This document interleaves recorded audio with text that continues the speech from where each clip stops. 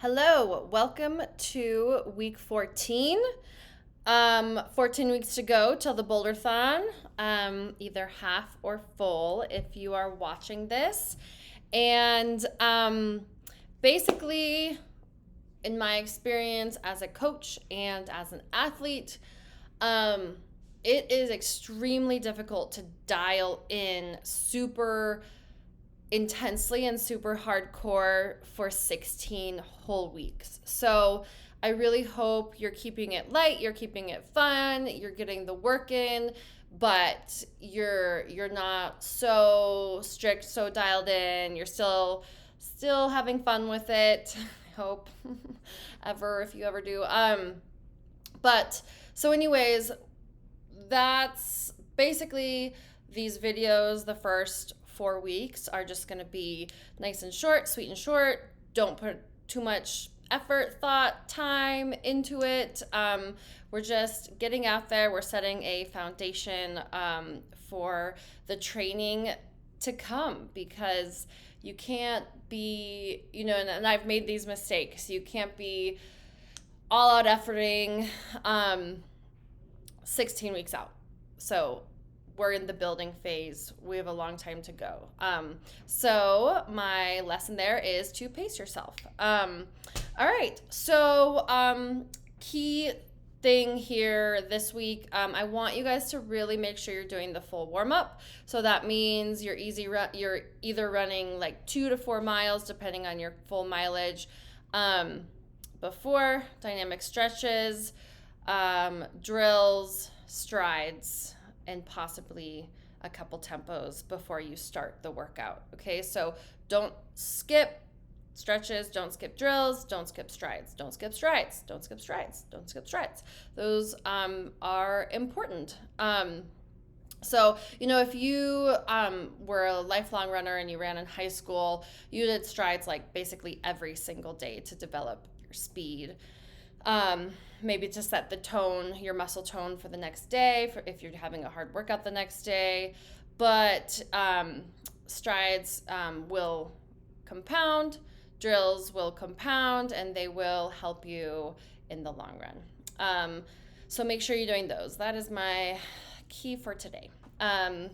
You're welcome. So, okay. We have everyone intermediate to advanced is doing bookends with hills for their first workout. We're still doing hills. Basically, these hills we're doing are for strength, and then today or this week we're getting down to some 30-second hills. Everyone is. Those are for power. Okay, so power, what's important there is you do get some speed.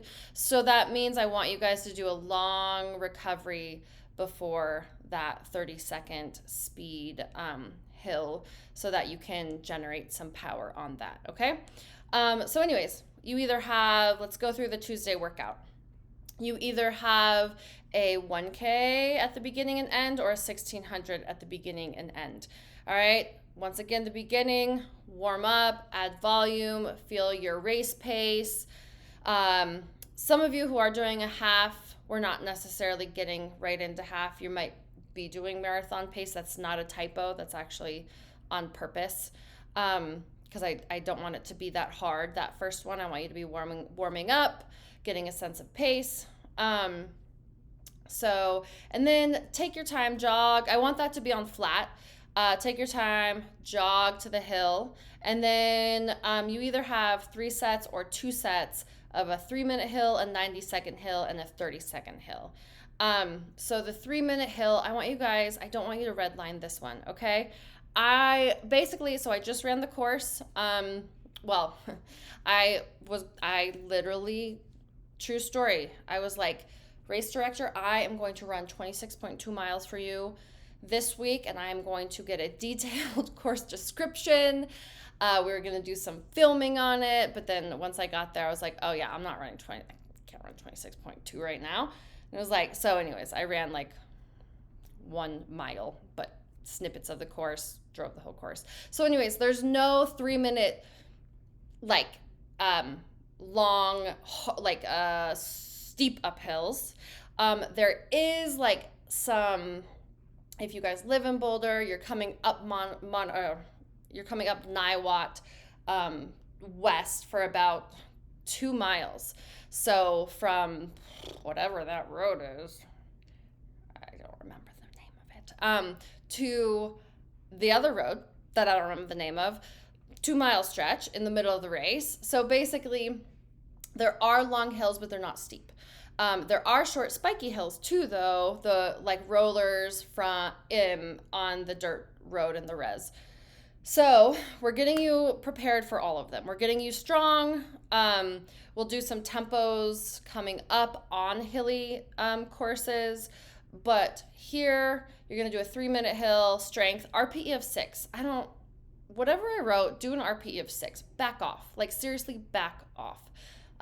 Jog down, take your time. If you have to stop, walk a little bit, then jog, that's fine. That's a long recovery. 90-second hill, I want the effort to be a little bit more there. Stop, jog down. 30-second hill, I want that to be, I want you to just focus on being fast and smooth.